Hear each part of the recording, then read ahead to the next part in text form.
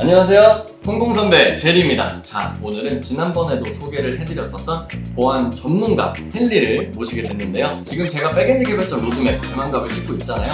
근데 갑자기 웬 보안 전문가를 모셨지? 라고 할 수 있는데 헨리가 보안뿐만 아니라 백엔드 개발 쪽도 하실 줄 알고 심지어 데브옵스 이쪽도 다 잘 하시기 때문에 분명히 모시면 많은 피드백을 드릴 수 있겠다라는 생각이 들어서 이렇게 모시게 됐습니다. 나와주셔서 감사합니다. 네. 저야말로 감사합니다. 네.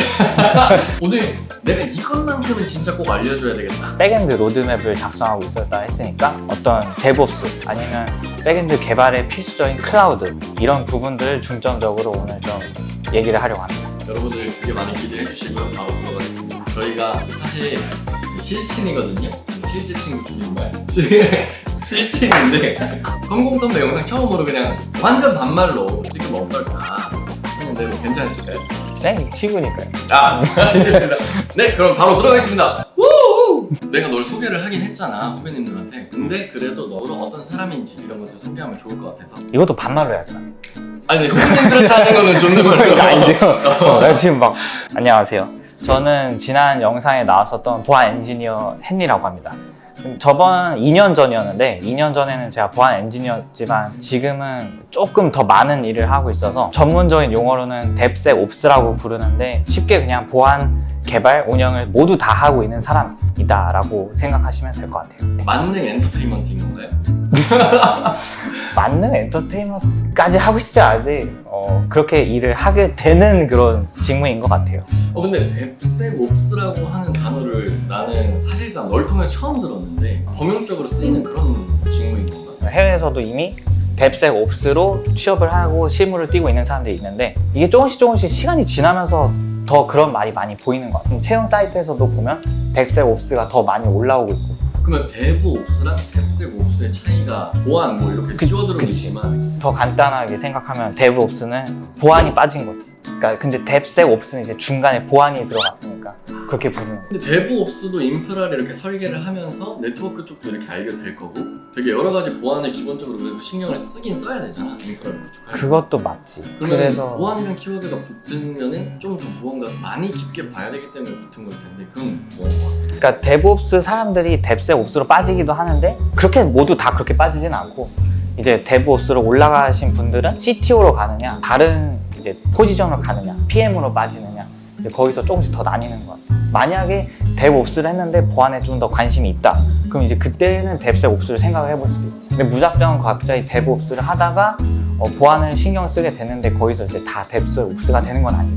보안이라고 하는 거에 대해서 뭔가 조금 더 디테일하게도 얘기해 줄 수 있어? 정확히 뭐 어떤 걸 하는 게 데브옵스 엔지니어랑의 차이가 있나? 데브옵스와 뎁스옵스의 결정적인 차이는 쉽게 비유하면 CTO랑 CISO의 차이라고 할 수 있을 것 같아요. CTO는 보안을 직접적으로 막 되게 딥하게 하진 않지만 막 깊이 다루거나 그러진 않지만 기술에 대해서 전반적으로 설명을 해야 되고 이제 그거를 이해해야 되는 사람으로서 이제 그 포지션에 있는 건데 CISO는 기술을 알면서도 동시에 보안을 해야 되는데 CTO보다는 오히려 보안 쪽에 좀 더 포커싱이 맞춰져 있어서 이제 그런 직무가 나온 것 같거든.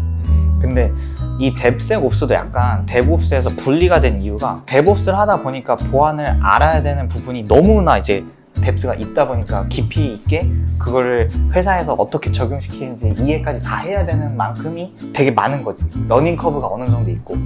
그래서 이거를 아예 따로 빼자라고 만든 게 이제 뎁스옵스라고 할 수 있을 것 같아. 지금 그냥 내가 예측하기로는 데브옵스라고 하는 직무가 다루는 것들을 기본적으로 뭔가 살펴보면 인프라 관리가 제일 먼저 있을 거고 그리고 개발자 분들이 작업하시는 환경을 되게 효율성 있게 만들어주는 걸 고민해야 되고 운영 환경, 개발 환경 이런 것들 분리해야 될 거고 이렇게 큼지막한 뭔가 인프라 환경을 다룬다. 이 데브옵스라고 하는 직무를 하고 있지만 회사에서 다루고 있는 제품의 특성상 보안을 좀 더 깊게 더 많이 알아야 하는 그치. 그런 쪽에서 뎁스옵스를 모실 확률이 더 높다. 뭐 이렇게 봐도 되는 건가? 그치. 그러니까 데브옵스는 약간 이런 거지. 내가 어떤 제품을 하나 만들었는데 이 제품을 개발을 한 사이클에서 그 주변 환경, 어떻게 환경을 세팅을 해야 되고 이 제품이 만들어지기까지 그 과정에서 필요한 것들이 뭐고 그거를 하나하나 다 설정을 하고 주변 사람들한테 알려주는 그런 역할이 데브옵스라고 할 수 있지. 근데 데브옵스에서 이제 조금 더 나아가서 그럼 이 제품을 개발을 하는데 내가 보안을 어떻게 해야 되지? 외부의 침투가 없이, 그리고 공격을 당하지 않고 취약점을 없애는 그런 방법을 어떻게 강구를 해야 되지? 라고 이쪽을 좀 더 포커싱해서 생각하는 게 뎁스옵스라고 할 수 있어요. 그러니까 들여다보는 거는 똑같은데 서로 관점이 다른 거지. 얘는 좀 더 개발 환경에 맞춰서 이걸 어떻게 하면 조금 더 빠르게 만들 수 있지? 어떻게 하면 이걸 좀 더 빠르게 배포할 수 있지? 를 고민하는 게 데브옵스라면, 뎁스옵스는 그 과정에서 어떻게 하면 좀 더 안전하게 할 수 있지? 취약점을 없앨 수가 있지? 그러니까 고민도 다르잖아. 그치. 이렇게 분리가 되는 것 같아, 직무 자체가. 어떻게 하다가 그 직무로 더 레벨업 하게 됐는지. 회사 일을 하다 보니까 점점 이 보안 엔지니어에서 못 봤던 그런 관점들, 그러니까 보안 엔지니어를 하고 있으면 이제 모해킹이나 아니면 뭐 취약점 분석, 진단이나 이런 쪽을 더 딥하게 할 수 있겠지만, 회사 일을 좀 더 다양하게 하다 보니까, 예를 들면 뭐 기획도 해보고 마케팅도 해보고 회계도 보고 하다 보니까 그렇다면 조금 더 내가 회사 전반적인 대한 이해가 좀 필요할 것 같다. 원래부터 하고 있던 이 보안에서 말했던 것처럼 그 데브옵스의 그 하는 일까지 하다 보니까 되게 자연스럽게 넘어가게 된 것 같아요. 그러니까 원래부터 보안을 하고 있었던 사람이 약간 그 개발을 하면서 만들어지는 과정을 보다 보니까 자연스럽게 거기에 관여하게 돼서 확장이 된 거지, 내 업무가. 보안 엔지니어로서 내가 업무를 쭉 하다가 뎁스옵스로 레벨업을 하는 게 자연스럽게 갈 수 있는 길이 맞나? 라는 생각이 들었거든요. 이거에 대해서는 어떻게 생각해요? 보통은 보안 엔지니어를 하던 분들은 보안 매니저로 빠지거나 아니면 어떤 보안 팀의 리드로 빠지게 되거나, 조금 더 분석 쪽으로 나가고 싶다 그러면 이제 분석 쪽으로 좀 더 딥한 시니어 이제 연구원 이런 쪽으로 나가게 되는데, 뎁스옵스는 약간 CISO의 업무를 경험해보고 싶다, 그 전에. 근데 바로 이제 스트레이트로 CISO로 갈 수는 없으니까 CIS의 업무가 어떤 건지 그래도 좀 하고 싶은 분들은 이제 뎁스옵스로 많이 빠지는 것 같아요. 보안 완전 최종 책임자까지 가고 싶다, 이 꿈이 생긴다면은 보안만으로는 좀 어려우니 뎁스옵스 쪽으로 빠져서 보안이 네트워크 쪽도 많이 알아야 되잖아. 많이 알 수밖에 없게 되고 그런 부분을 자연스럽게 데브옵스로 확장하게 되면서 개발 환경에 대한 이해를 높이게 되고, 그럼으로써 CISO까지 갈 수 있게 되는 거다. 이런 거네. 약간 그런 것 같아. 그 실제로 채용 공고에서도 보면 뎁스옵스라고만 쓰지 않고 뎁스옵스 엔지니어 공고가 올라오고 있거든. 그래서 그렇게 보면 될 것 같아. 내가 지금 이거 백엔드 로드맵 개발자 쪽 하면서 되게 여러 가지 채용 공고들도 보고 막 키워드도 보고 이러고 있는데, 어떤 엔지니어라고 하는 거랑 개발자 이렇게 나눠서 많이 채용 공고를 올리게 되잖아. 이걸 처음 접하는 사람 입장에서 엔지니어랑 개발자는 도대체 뭔 차이지? 이런 걸 느끼게 될 수 있을 것 같아서 이 둘의 차이가 너는 뭐라고 생각해? 솔직히 말하면 별로 차이 없는 것 같은데, 엔지니어랑 개발자의 차이는 엔지니어가 좀 더 할 일이 많다는 느낌?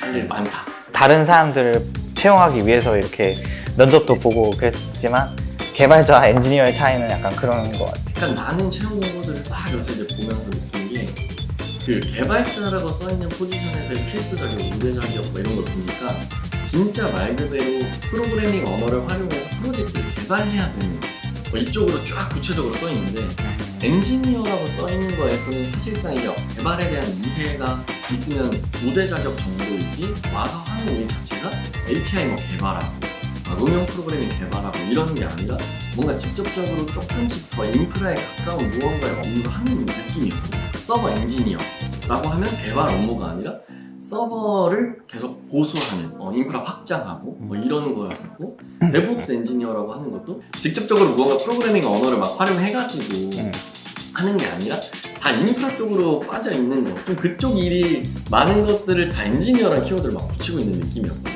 이거는 약간 단어의 본래 뜻을 생각해보면 엔지니어라는 것 자체가 공학이잖아. 근데 공학이 사실 개발이라는 업무가 포함이 되어 있는 것 같아. 엔지니어라고 하면 무조건 상세 조건이 일단 무조건 필요할 것 같아.